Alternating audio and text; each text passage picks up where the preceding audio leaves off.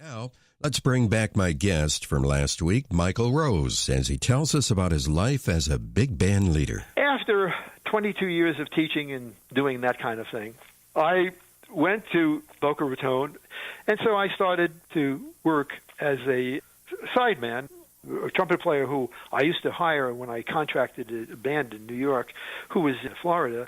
And he said, Michael, he said, I'm working on a band. He said, it's a pretty popular band. He said, I think I can get you on because one of our trumpet players is leaving, going back to New York. I said, great, Jerry. And he did. And I got on the band, and it was a band that did all the things that I do in terms of the big band repertoire.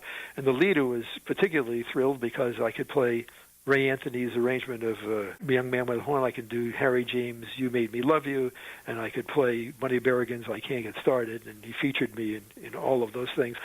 The band was very popular, and we were working 6 nights a week.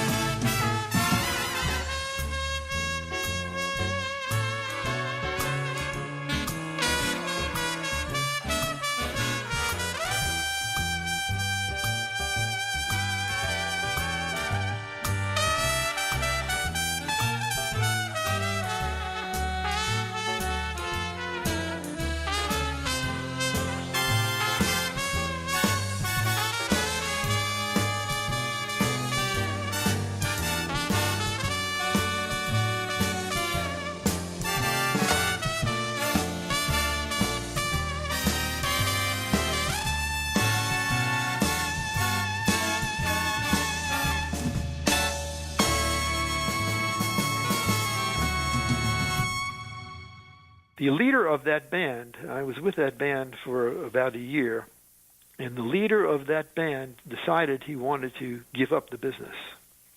And he said, Mike, he said, I'm really tired of this business. He said, I'm tired of dealing with clients. I'm tired with the business part of it. And I said, but Ron, I said, you have all these engagements. So he announced to the band that on one evening that he was going to be giving up the business, and there were moans. Oh, come on, Ron, how can you do that, and that kind of thing. And he said, make Mike your leader. I'll give him the arrangements. And I inherited a band that had some of the best musicians in South Florida.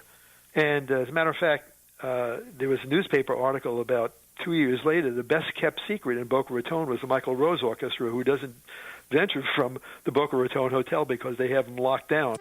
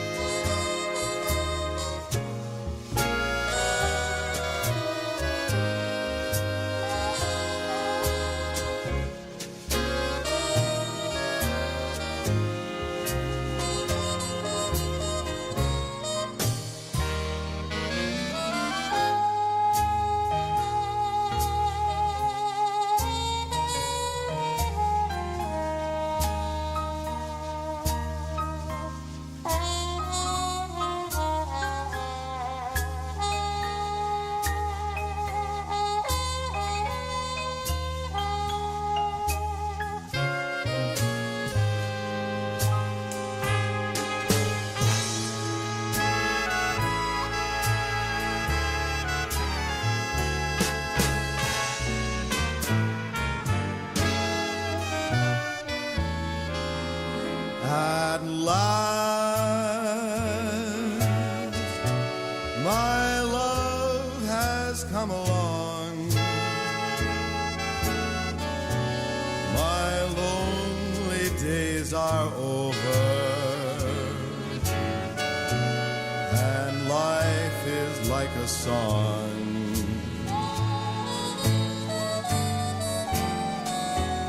At last, the skies above are blue. My heart was wrapped in clover the night I looked at you.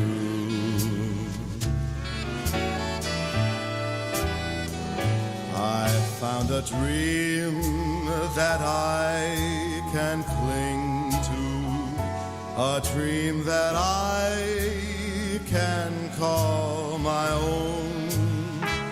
I found a thrill to press my cheek to, a thrill I've never known. You smile, and then the spell was cast, and here we are in heaven, for you are mine at last.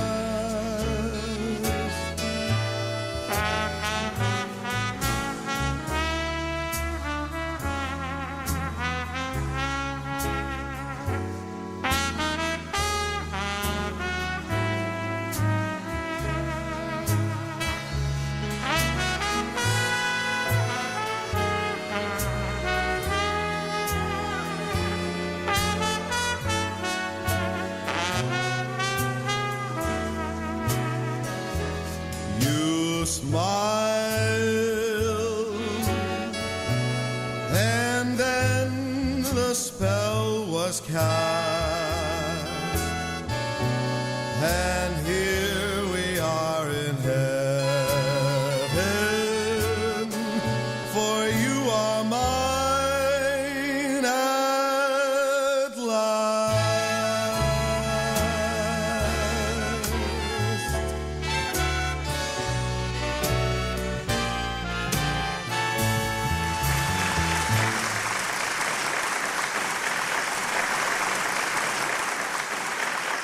At Last by Michael Rose from his Grammy-nominated album, The Mirror Lake Ballroom. Michael Rose will be back.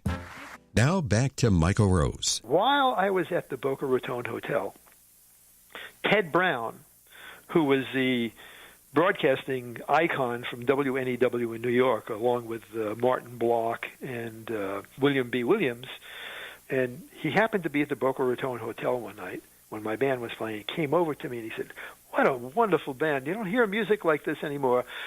And this was somewhere in, this was like 1980 88.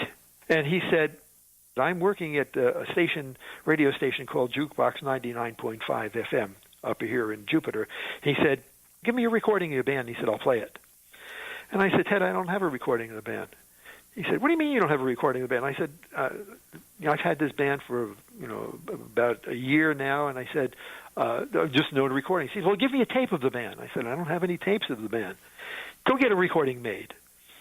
So I said, well, that's not the easiest thing to do.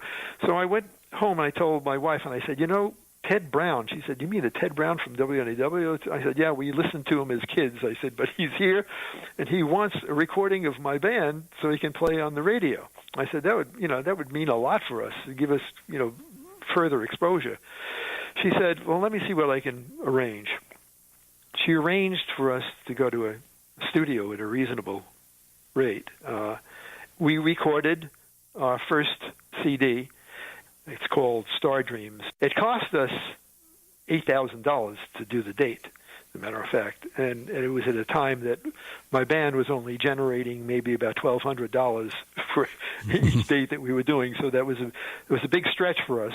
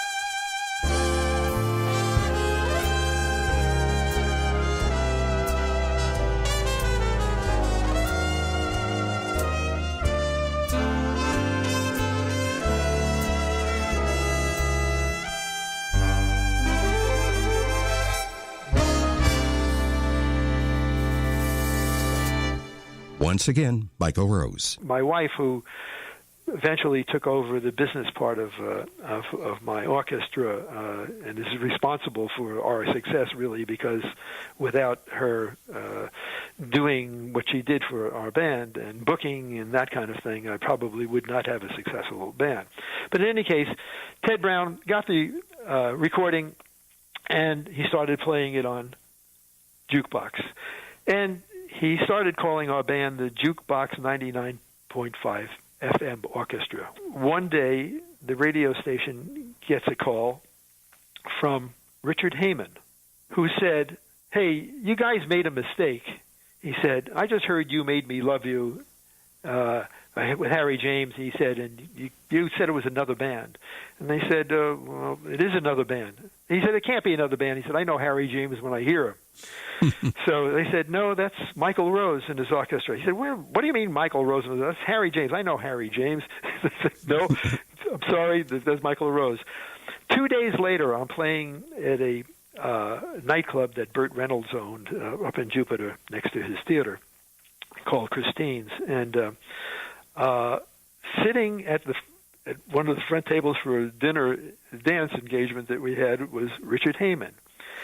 And he approached me after our first set and said, "You know, Michael," he said, "Richard Heyman." I said, "Richard," I said, I know about you very well. I said, and he said, "I called up Jukebox 99.5 Orchestra because I didn't believe that you were playing You Made Me Love You." He said, "Tonight," he said, "you convinced me." He said, "You sound just like Harry." And I said, "Well," I said, "Harry was my role model." I said, "That's probably the only thing that I do on the trumpet to sound like him." I said, "I wish I could play like him."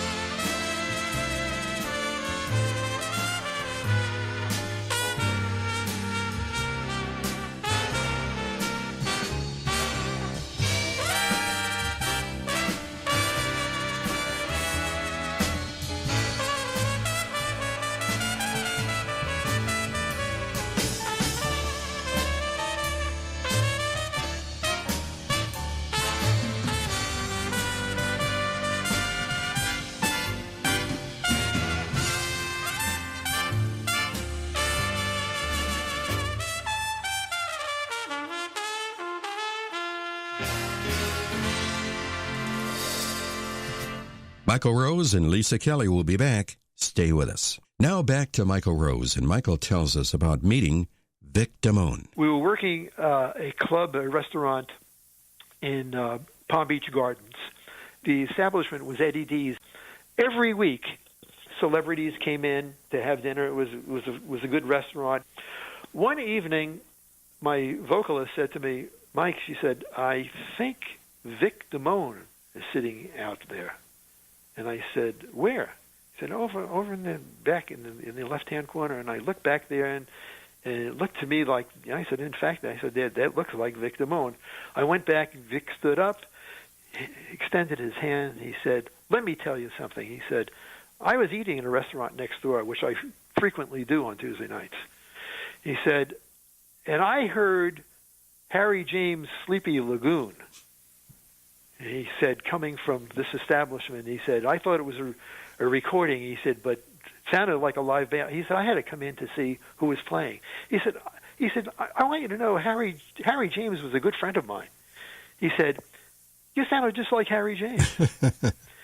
So I said, "Well, thank you." And I was like, trying to be polite. And he said, He said, you know what? He said, you're just like me. He said, you can't accept a compliment.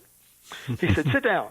So I sat down, and we started to talk. He said, what are you doing? And I said, well, I'm playing here. I've got this band. And he said, what's that stuff you have next to you, next to your bandstand? I said, that's our sound equipment. He said, and why are you playing with that sound equipment? I said, because I'm running the sound. He said, you're running the sound? He said, you're playing, you're directing the band, you're talking to the audience. He said, why don't you have somebody else doing that? Why don't you have a sound man? I said, I can't afford it, Vic. He said, I'll pay for it. So I said, well, I said, that isn't necessary. It was really at a time where the band wasn't really generating a lot of money financially, and I literally would take my library, the stands, the microphones, the lighting equipment, and 2 hours before an engagement, I would fill up my car, unload everything, set up the bandstand, get everything going, put the music in order, get all the guys to come in and play the job, and then after the job, do the same thing, take everything down. I eventually was able to generate a little bit more money because of our popularity, and I hired someone to take care of the setting up. We lost Vic Damone in February 2018. He was 89.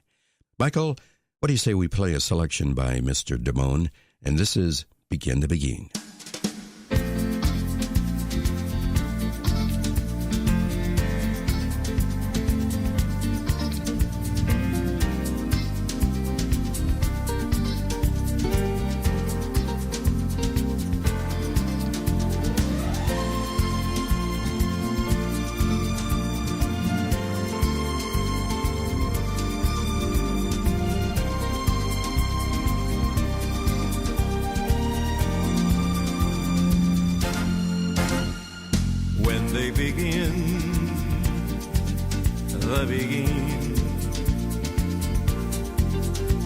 It brings back the sound of music so tender.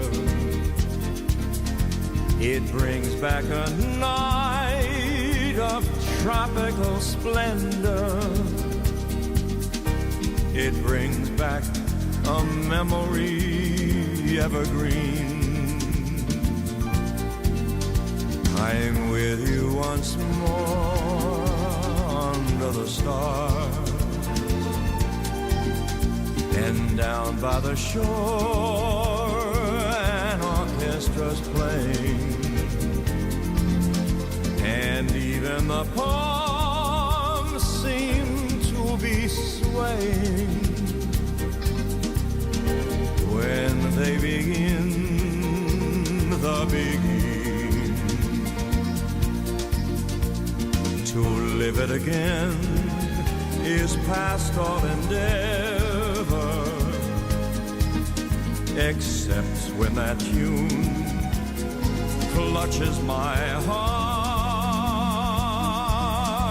and there we are, swearing to love forever and promising never,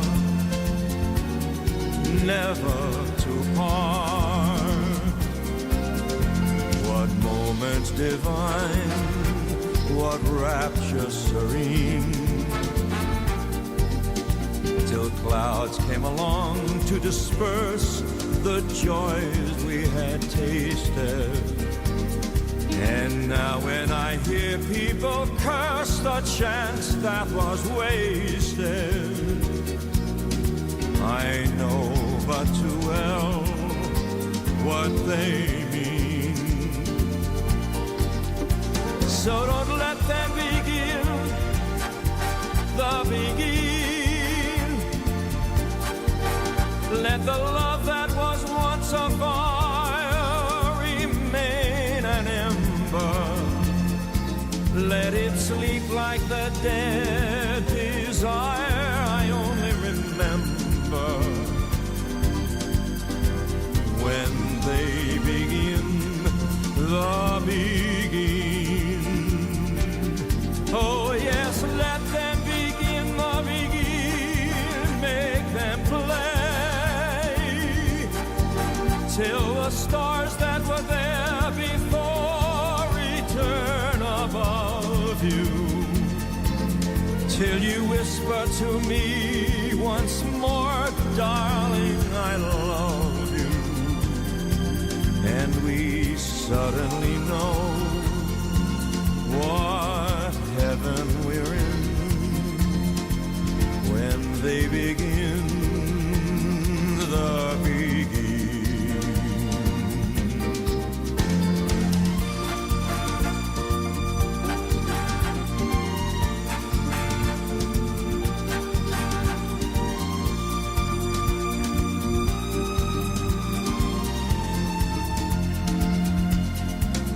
Till you whisper to me once more, darling, I love you.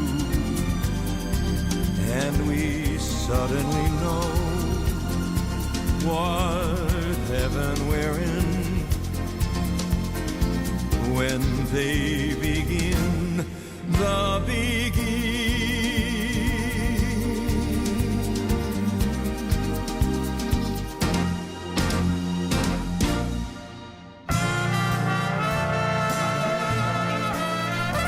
From the CD Live at WXCL, a Michael Rose Big Band.